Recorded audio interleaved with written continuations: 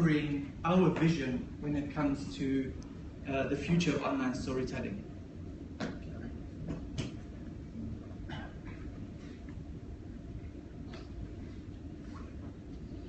So the first obvious question that we're asked is, why should we even pursue new forms of storytelling?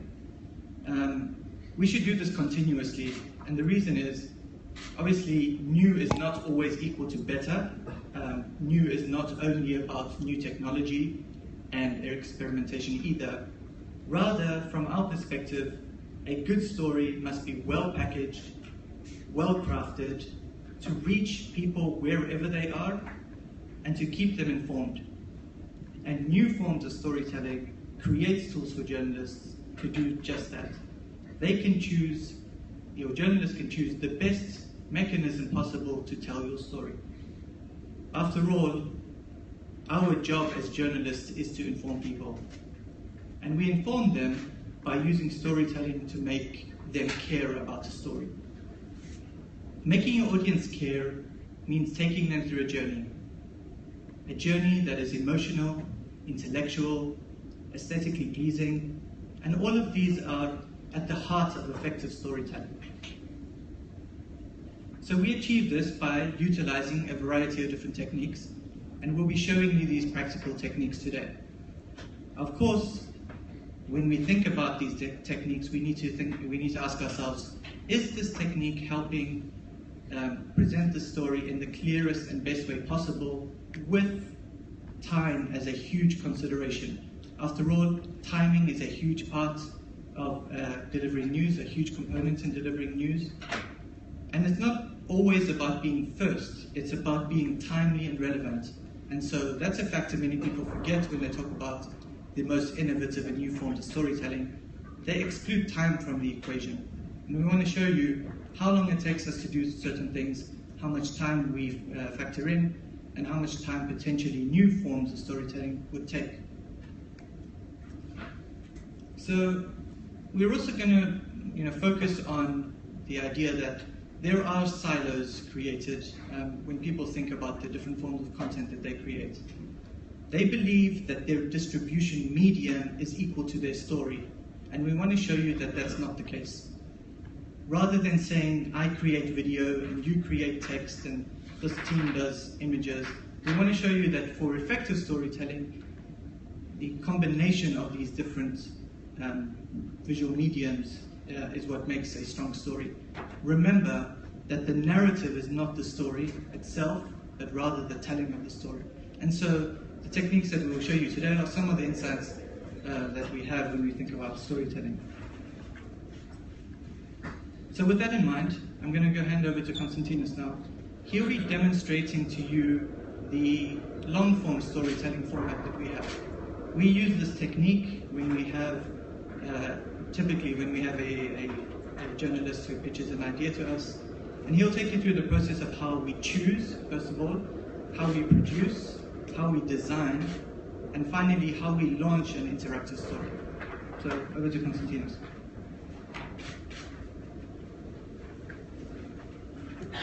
Hi. So, long forms. So, when you ask me what a long form is, I will give you the answer I gave my mom, who has no idea of interactive storytelling and everything. I told her that what I'm doing is the closest experience of reading a book or watching a film. I told her that I've been pitched ideas which are complex and have a central character and theme. And what I'm trying to do is I untie everything, then I put them together. I pack them with good, high-quality imagery, interactive elements, and I try to suck the user into an immersive experience. So I told her that it's something totally different than what she sees on aljazeera.com, the stories that we produce every day. I'm using all the tools available to tell different, more in-depth stories. So this is what a long form looks like. It definitely has a big imagery. This is one of the best stories that we did last year in collaboration with the investigative team of Al Jazeera. It's called Egypt's Lost Power. In essence, It's a story of how Israel became a major energy player in the Middle East by making some shady deals with with some Egyptian officials. And when we had when the investigative team had the documentary and wanted to launch a companion explainer, let's say, we built them a site that looks like this, where you can definitely see a few elements. Obviously, the big imagery I was talking to you about.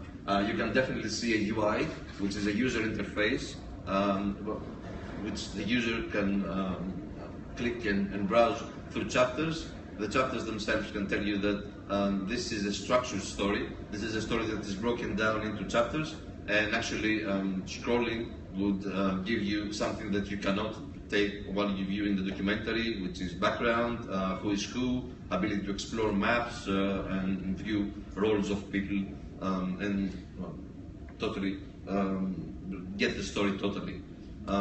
For us, back at the office, what we do is actually we break every project into three, let's say, layers.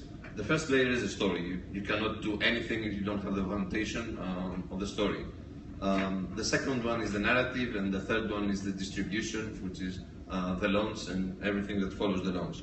So we believe that the story and the distribution should be totally solid. They have strict rules on how we develop them and how we tell them, but the middle part is what is flexible. The narrative is up to us. It's actually for us a space to infuse in there technology, the goodies of technology, some really good visual style, and transform a story into an experience using the narrative.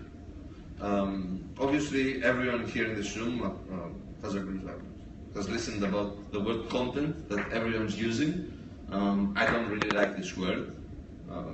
What is content actually? Content is human experience, it's visuals, it's sights and sounds, it's habits, memories, everything that's around us, which actually is people's lives. And actually this is the idea that we tell stories about people's lives that help us launch our very first long form. Freedom Denied was a project that came to us on Palestinian Prisoner Day last year, where a producer had found a series of numbers and a really good reporting on what happens to Palestinian people that are arrested by the military police and they're being processed into the Israeli system. We definitely had the numbers, so it was probably a really good idea to build an infographic. Instead, we did this. We did an interactive where we transformed the story into what happens to a Palestinian man, a Palestinian woman, or a Palestinian child who is arrested and is being processed by the system every step on the way, how these people are feeling, what are they facing, what are the challenges until they are processed and then again released. So this became a total people-centric story instead of another number story that we could be. And this is what we begin with. We wanted to build a people story. So for us, it's the universal idea. This is the core idea, and this is what we're asking ourselves when we start designing a long-form project. What do we want to say? What does the main character want to say? What I want to say if I'm the narrator of this story? It's actually a statement that you eventually will take with you when you're finished navigating in the story. And I'll show you the place of the universal idea. It's right there when we begin the progression of editorial storytelling. When you have the idea, you start a plot. You really need to take pen and paper and start a plot, usually by saying once upon a time, what is the plot? This happened, and then this happened, until something critical happened, and then we see what happened to our hero. So if you have your plot in mind, then you start examining your characters.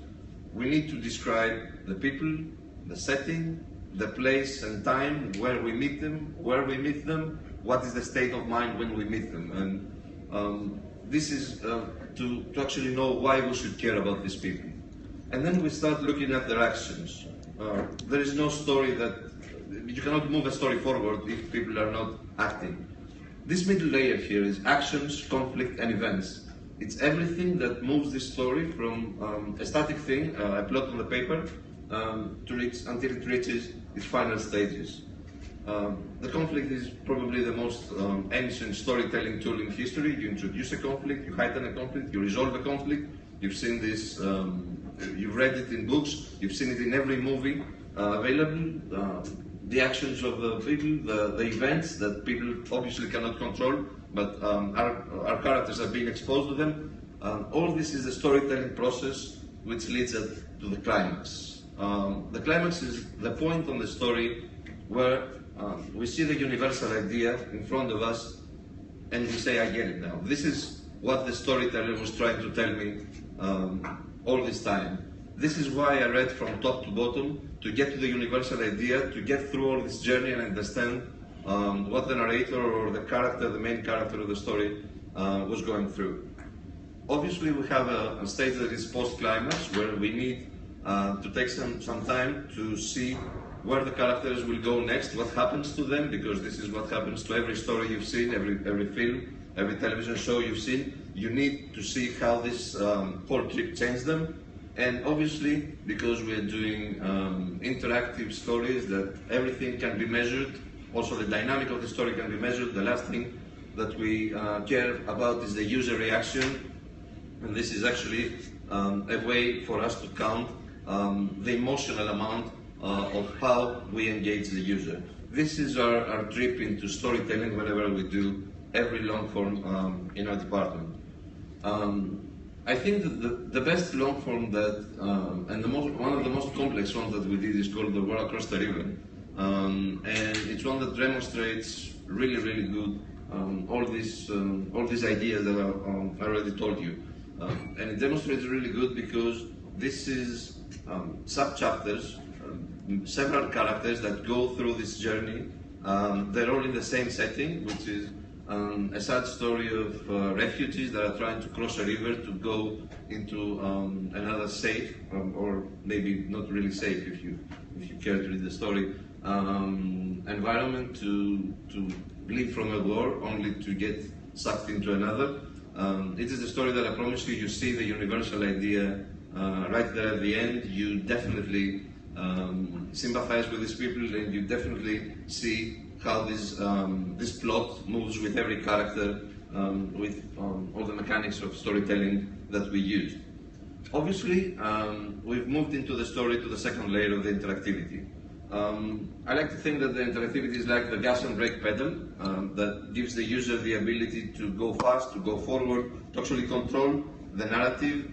They can obviously cheat the narrative by hiding things, by showing things, by tapping an image and getting extra information, by hiding elements, by keeping distractions away if you want. With a click of the button, you can hide everything and you can focus on the narrative. And this is the part that we're giving the user to control, to go through the story the way they want. This is called interactivity. But the best thing that interactivity does is that gives you the ability to manipulate the timeline, manipulate the structure. You know that we work in digital media. You don't actually see a film that you have to sit from the beginning through the end. Digital media gives you the ability to manipulate everything, to go back and forth, to move freely through events, through chapters of the story, to skip parts. So because the users usually want to take that freedom, what we definitely need to do is every sub-story, every sub-chapter, every character's journey through what I showed you earlier needs to be structured as a building block. So if I am selecting to see one character's journey, then I need this to be a complete experience. Every character needs to fall under everything I told you about, all our storytelling ideas. And for me as a designer, as a news designer, and a journalist, but mostly as a news designer, I need to make it happen by designing a really good user interface, because this is the way the user is going to navigate. So I'm using design to control the experience. I take the decisions first for the users. I do give him obviously the gas pedal, the brake pedal to go, but I'm keeping the steering wheel for me, because I need, as a designer, to control the rhythm. I need to attract the eyes through the journey of the reader into a long form piece. Beyond the Beach was one of the most weird situations in my career, because this was one of our most celebrated and award-winning and one of the best long forms, but it had very little to do with what I just told you, with the design. Sometimes design can take a step back, really. This is where the story takes, the story is in the front. I mean, this is really a story where we had a journalist travel to Sri Lanka to see what the state of the country was 5 years after the civil war. So this was a heartbreaking story anyway. And the team came back with some amazing visuals, and then obviously the designer cannot start putting stuff in front of them, start covering stuff. We just need to tell the story, we just need to have some video play to set the mood. We need to hide all the additional content. Yes, we're going to offer interviews, we're going to offer infographics, we're going to offer everything in depth, but we don't need to push it through the viewer's eyes, but we need to hide them and to let them see the story for what it is. It's intentionally one of the worst designed pieces, but I think it's brilliant as a piece of storytelling and rhythm if you go through it. Obviously, I've been talking a lot about decisions, and it's always what we do. We take editorial decisions, we take design decisions, we take user interface decisions. This is a journey that we need to design for the user when he starts engaging into a long form. And now we added another hurdle for ourselves. We need to do everything for a mobile-first environment. And people are saying that long forms do not work on mobiles, and I very much disagree for that. There is this, you're saying this principle that says, if it's broken on mobile, it's broken, period. But you know that you're going to have users coming to you trying to consume the story from mobile. So I think that in order to give them the experience, we need to design properly. We need to make it not an awkward experience, not a bloated, not a slow loading experience, but this is a challenge to give to the user a really linear, a mobile-first experience, like this, the story we did on xenophobia, which is called No Place Like Home. It's intentionally stripped down from everything. It's a central narrative, it's imagery of the characters. Definitely you can press and find answers to questions and find background and everything, but it's really very, very lightweight on load. It's very minimally designed. It doesn't have all that much interactivity. It is there for you if you want to explore, but it keeps people focused on the central theme that we've broken into chapters so that users from mobile can easily navigate through it and consume the story. So you've heard a lot about how we work, and this is in essence what we do. So let me take the example of Sri Lanka that we discussed earlier to tell you how we did it in terms of workflow right in the office. And this is where it begins. In the interactive office, we started discussing the project and finding the central idea. Then we started storyboarding.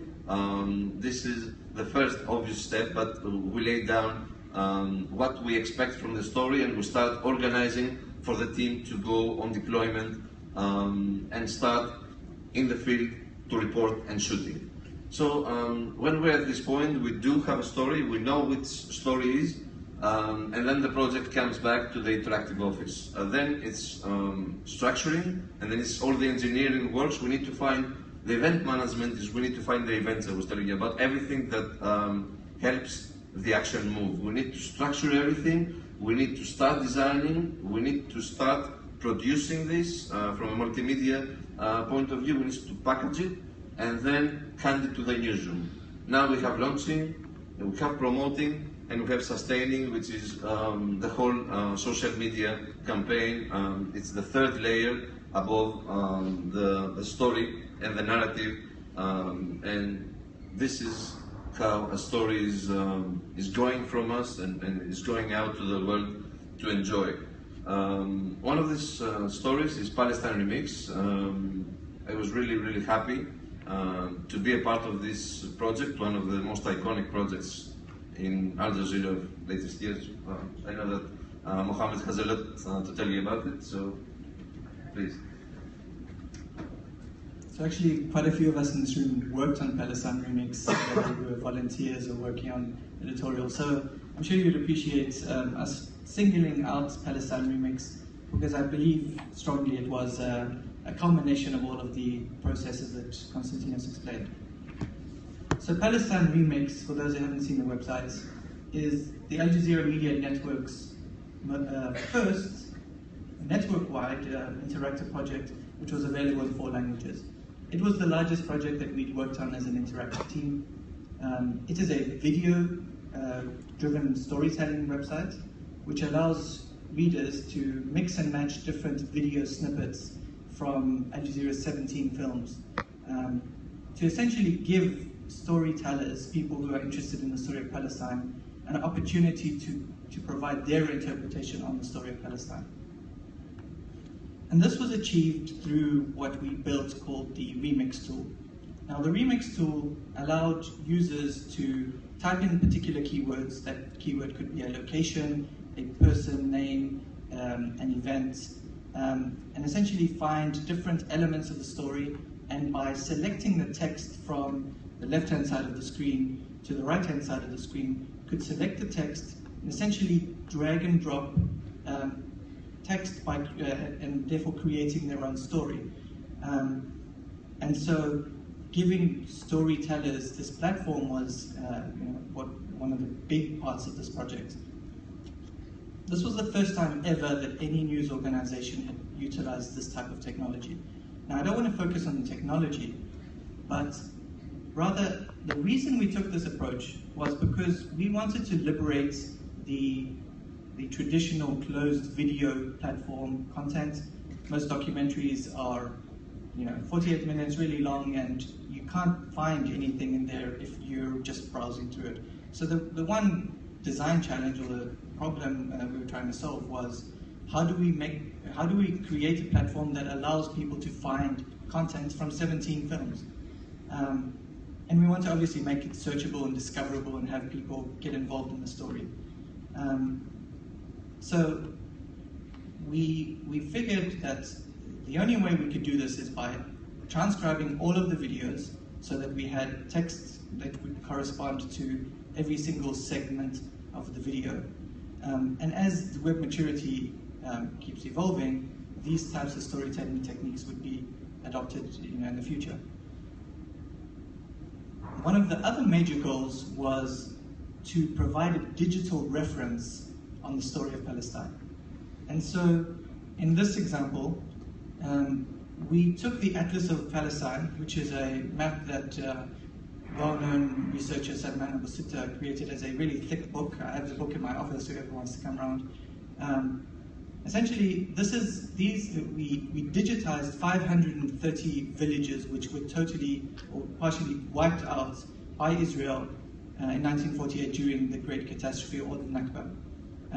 And so by digitizing this, we are now providing a resource for people to search the name of their city, their grandfather's city, for example. My grandfather was from Haifa, and he had to leave, and they ended up settling in Gaza. But the idea is we can type in now, you search in for your town, and it gives you information about what happened to that village. And so in this case, we have a registered massacre where there's the dates at which people were forced out of their homes. 1,972 was the population at the time. And so we provided context for those who were seeking to find information about these lost villages. Of course, these villages are not available on Google Maps, and by providing a platform which creates a visual understanding for people, well, we gave that resource available to people. The other mapping visual tool that we adopted was an animated timeline which showed the land control relative to the population at the time in Palestine, dating back to 1917 with the British Mandate. And so this was an interactive, with a visual choice was an animated graph. And so this would play at the bottom, you could click through the different years and be told what happened on those particular days. Again, providing a digital resource that is now available online. People can go there and understand in greater detail the story of Palestine. So some of the other features in the website included a lot of long forms for each of these stories. Within the long forms, we had sections which you could promote on social media. We had snippets of videos which you could pull out. We also had features such as a detailed timeline, a definitions page to explain to people what do these words mean. We had an interactive quiz, and most importantly, we allowed people to create these remix films. And so in our opinion, Palestine Remix is a good example of how a story and its packaging will weave together to form an experience that no other storytelling mechanism or technique could have allowed for. And the idea was to get people to make films from text in an easy way. And the reception so far has been phenomenal. We're currently in the process of redesigning the homepage to showcase the thousands of remixes that have been made. So now let me just spend a little bit of time on data journalism, because in Palestine Remix we use data journalism techniques. I am particularly passionate about data journalism. It's a huge field. There are lots of things to talk about. I'm going to be focusing specifically on the initiatives that we are doing within Al Jazeera, and just show you some examples of how data journalism is allowing journalists today to tell stories that otherwise could not be told. And so just a general definition, data journalism is storytelling that uses data sets to derive and then present a story for people. And so it's a process similar to traditional reporting where you're gathering sources, people are your sources. In this case, you're using a lot of data as your sources. And so you still have to go through the same journalistic rigor when you define your sources. So we ask ourselves the obvious questions: where is my data from? How was it collected? When was it collected? And can I use this data to tell my story? And so this was one of our first data projects. I worked on this in 2012. It is a data visualization that shows the different rebel groups and their connections in Syria. And so we had a journalist, her name is Basma. She collected the data by following traditional journalistic practices, calling up sources, and trying to find out where the different groups were. Now, if this was treated as a traditional feature where you write out, here's group A, here's group B, and then more information about them, you would not have seen the visual presentation here, where you see just the sheer amount of different groups, the distribution over the map where they were. Of course, things have changed now, but the idea that you're presenting a level of storytelling that you could not have presented using just text alone. Another example is using crowdsourcing data, which essentially means giving people a voice, asking them a particular question. So this is a mosaic that we did on the day that Nelson Mandela died in 2013. Essentially what we did was we asked South Africans, what does Nelson Mandela mean to you?